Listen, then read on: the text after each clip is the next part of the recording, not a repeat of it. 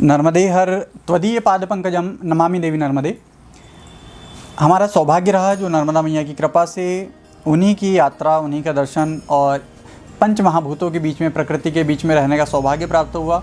उसके कुछ अनुभव आपसे शेयर करूंगा। उसके पहले नर्मदा जी के जो की महिमा पुराणों में वर्णित है उस पर थोड़ा प्रकाश डालते हैं। पुराणों में माँ नर्मदा को रेवा नाम से उल्लेखित किया गया है। नर्मदा जी की लंबाई लगभग 1300 किलोमीटर है, जो अमरकंटक मध्य प्रदेश से निकली है।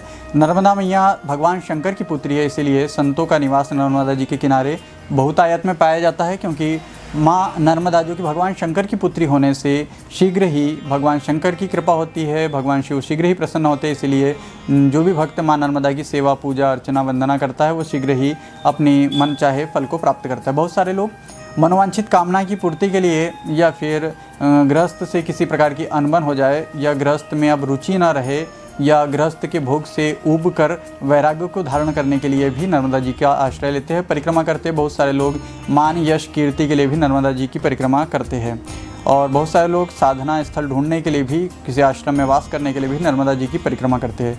अब अलग अलग कारण हो सकते हैं किसी के भी नर्मदा परिक्रमा करने के, लेकिन नर्मदा जी सभी की मनोकामनाएं अवश्य ही पूर्ण करती है। नर्मदा जी की विशेष महिमा यह भी है कि नर्मदा जी में पाए जाने वाले प्रत्येक पाषाण, प्रत्येक कंकड़, प्रत्येक पत्थर भगवान शिव के रूप में पूजा जाता है। ज्योतिर्लिंग के रूप में नर्मदा जी के भीतर पाए जाने वाले पत्थरों का पूजन होता है और वे प्रत्येक पाषाण नर्मदेश्वर शिवलिंग के रूप में जाने जाते हैं। शिवलिंग की कहीं पर भी स्थापना करनी होती है तो प्राण प्रतिष्ठा आवश्यक होती है, लेकिन नर्मदेश्वर शिवलिंग की प्राण प्रतिष्ठा बिल्कुल भी आवश्यक नहीं है, स्वयं प्रतिष्ठित माने जाते हैं। इसलिए नर्मदा मैया पाप विमोचिनी है। नर्मदा मैया शीघ्र ही साधकों को सिद्ध करने वाली है, इसलिए वहाँ पर वास करने वाले साधकों की साधना कम समय में अधिक फलीभूत होती है। बहुत सारे साधक वहाँ वास करते हैं जो परिक्रमा वासियों की सेवा करते हैं। साधुओं के द्वारा सैकड़ों गृहस्थियों को भोजन कराना, 20, 50, 100 गृहस्थियों जो परिक्रमा दे रहे हैं उनको भोजन कराना, ये एक बड़ा ही अद्भुत अनोखा अनुभव रहा। अकिंचन से निर्लोभी, निष्कामी दिखने वाले संतों के द्वारा सैकड़ों लोगों को भोजन कराया जाता है। ये बड़ी ही दिव्य सेवा की भूमि दिखाई दी परिक्रमा के दौरान। अनेक वनवासी क्षेत्रों से गुजरना पड़ा जो कि आपका परिक्रमा में सहयोग करते।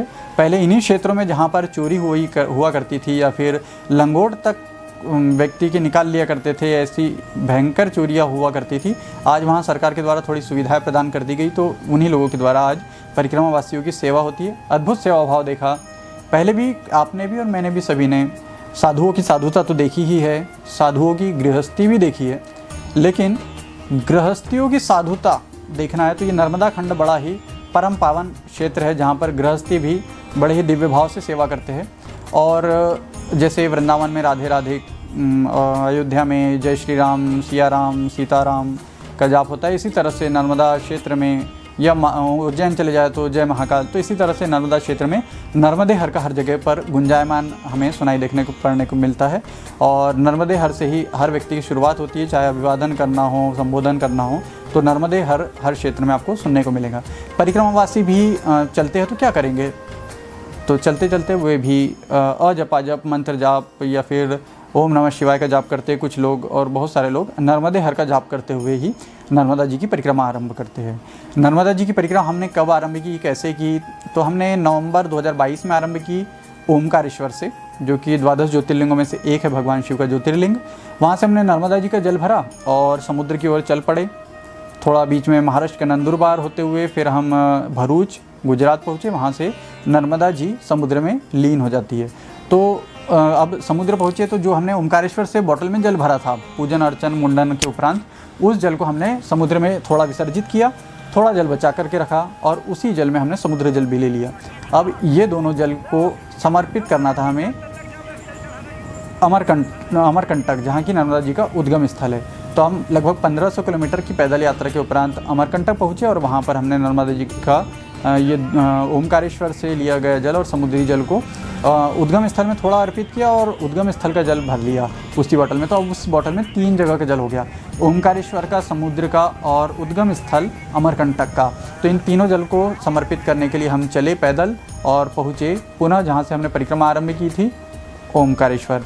ओमकारेश्वर में ममलेश्वर ज्योतिर्लिंग और ओमकारेश्वर ज्योतिर्लिंग पर जल अर्पित करके सारी थकान उतर गई, सारा जो कष्ट था, जो शारीरिक कष्ट हुआ, जो तकलीफ़ हुई, जो कहीं अभाव देखने को मिला, वो ऐसा आनंद और ऐसी तृप्ति मिल गई कि अब हमने परिक्रमा पूरी कर ली। तो नर्मदा जी के क्षेत्र में घूमते हुए हमें अनेक कठिन कठिन पहाड़ियाँ चढ़ना पड़ा, बहुत सारे दुर्गम क्षेत्र तय करना पड़ा, बहुत सरल सा भी रास्ता हमें मिला। तो इस तरह से भी ये सफ़र हुआ, पर ऐसा सोचा नहीं था कि इतना भी हम चल पाएंगे, क्योंकि जब हम कम चले तो मिनिमम हम 19 किलोमीटर चले और मैक्सिमम अधिकतम हम 48 किलोमीटर की हमने एक दिन में यात्रा की। हमारी परिक्रमा लगभग 3 महीने में पूरी हो गई थी। यदि आप 35 के एवरेज से चलते हो तो शायद मेरा अनुमान है कि आप नर्मदा जी की 3 महीने में परिक्रमा पूरी कर पाओगे। लेकिन मार्ग सीधा सपाट नहीं है, इसीलिए थोड़ा धैर्यपूर्वक, थोड़ा शांति से ही चले, संभल कर चले, अपने सामर्थ्य के अनुसार चले। हम 2 लोग थे तो हमें ज़्यादा कठिनाई नहीं हुई, एक दूसरे का उत्साहवर्धन करते रहे, परिक्रमा का आनंद लेते रहे। नर्मदा जल में स्नान, नर्मदा जल का आचमन, नर्मदा जल का पीना, नर्मदा के किनारे रहना, प्राकृतिक दृश्यों का दर्शन करना, ये सारी चीज़ें, और बहुत सुंदर सुंदर दृश्य देखने को मिले जो थकान उतार देते थे। संतों का दर्शन आनंद देता था। सादा सिंपल भोजन, वो भी हमारी अत्यंत तृप्ति करता था, और बड़ी मोटी मोटी रोटियां खाने को मिली, पर मतलब पाचन में कुछ भी तकलीफ़ नहीं। क्योंकि परिश्रम ही इतना हो जाता था। तो बड़ा आनंद आया, संतों की कृपा रही, संतों का दर्शन प्राप्त हुआ। संत शिरोमणि सियाराम बाबा के दर्शन करके विशेष आनंद का अनुभव हुआ। और परिक्रमा के दौरान जब हम अमरकंटक पहुँचे थे, वहाँ पर वनस्पतियों और अनेक जड़ी बूटियों के भी दर्शन हुए, और झरने देखने को मिले, और पर्वतीय क्षेत्र, पठार, पहाड़, खेत, खलिहान, अलग अलग जगह से गुजरने का अवसर प्राप्त हुआ। कहीं झोपड़ी में रुके, कहीं तंबू में, कहीं टीन शेड में। तो जो अभाव में रह सकता है, जो समूह में रह सकता है, वही परिक्रमा करने का विचार करें। यदि आप करना चाहते हैं तो पहले थोड़ा YouTube पर वीडियो देख लीजिए। बहुत आसान नहीं है, पर बहुत कठिन भी नहीं है। यदि कोई विरक्त है तो उसके लिए बिल्कुल कठिन नहीं है। गृहस्थ है तो थोड़ा कठिन हो सकता है, क्योंकि मेरे अनुमान के मुताबिक लगभग 90% लोग ऐसे हैं जो परिक्रमा पैदल चलने के संकल्प के साथ आरंभ करते हैं, लेकिन कहीं ना कहीं वो फिर वाहनों का सहारा लेकर के घर पहुंचते हैं। तो यदि आप विरक्त हो तो आप कभी भी कैसे भी आरंभ कर सकते हो, लेकिन यदि आप गृहस्थ हो तो थोड़ा विचार करें पहले। यदि आप व्यवसाय करते हो, यदि आप विद्यार्थी हो, तो किसी के द्वारा की गई परिक्रमा को देख करके उत्साहित ना हुए। यदि आप विरक्त हो, यदि आपने घर छोड़ दिया है तो फिर आप सहजता से नर्मदा जी की परिक्रमा का आनंद ले सकते हैं। हालांकि जो भी आपके नज़दीकी क्षेत्र पड़े, वहाँ जाकर के नर्मदा जल में स्नान, नर्मदा जी का जल का आचमन और नर्मदा जी के का दर्शन अवश्य प्राप्त करें। नर्मदा जी के सानिध्य में रहने से नर्मदा मैया प्रसन्न होती है, भगवान शंकर प्रसन्न होते हैं, और हमारे इस संसार के सुखों को और आध्यात्मिक सुखों को प्रदान करने के लिए नर्मदा मैया शीघ्र ही फल प्रदान करती है, ऐसा पुराणों में उल्लेखित है। आप अवश्य ही नर्मदा मैया की कृपा प्राप्त करें। नर्मदा मैया के का जो वाहन है मगरमच्छ, उसका भी हमें दर्शन करने का सौभाग्य प्राप्त हुआ। हमारी जो रूटीन होती थी वो लगभग सुबह 5 बजे हम उठते थे, एवरेज 5 बजे मानकर चलिए, और कभी 4 बजे भी, कभी 6 बजे भी। हालांकि थक जाते थे इतना, फिर भी समय से उठ जाते थे। ये खुद को आश्चर्य होता था कि ऐसा कैसे हो पाता था। तो ये सब माँ नर्मदा की कृपा थी।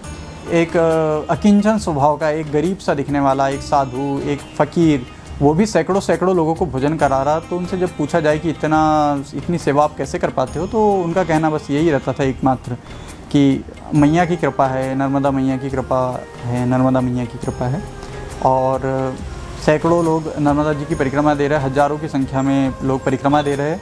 हालांकि इतना ज़्यादा इसका ट्रेंड बढ़ गया है कि पाखंड ज़्यादा होने लगा है, थोड़ा दिखावा भी बढ़ गया है। लेकिन आप यदि थोड़ा संयम सदाचार के साथ रहना चाहते हैं तो अवश्य ही परिक्रमा का आनंद ले सकते हैं, लेकिन इसके लिए थोड़ा घर विशेष रूप से छोड़ना होता है। ज़्यादा मोबाइल का इस्तेमाल ना करें। मैं देखना हो तो कर सकते हैं। कई जगह पे ऐसे भी दुर्गम स्थान आए कि जंगल के स्थान से या पहाड़ पर्वतीय स्थानों से गुजरना हो, तो वहाँ मार्ग कैसे पता लगे, तो वहाँ पर तीर के निशान, एरो बने होते थे। तो उसको देखकर भी हमें कई बार पथ का चयन करना पड़ता था कि आगे हमें किधर जाना है। कई सहायक नदियाँ भी नर्मदा जी में मिल रही है, तो उन नदियों को भी नाव के माध्यम से या फिर पैदल पार करना होता था। तो नर्मदा जी एक अद्भुत आनंद फल प्रदान करने वाली है, एक आनंद सुख देने वाली है। प्राकृतिक मनोरम दृश्यों के बीच में हमें रहने का अवसर प्राप्त होता है।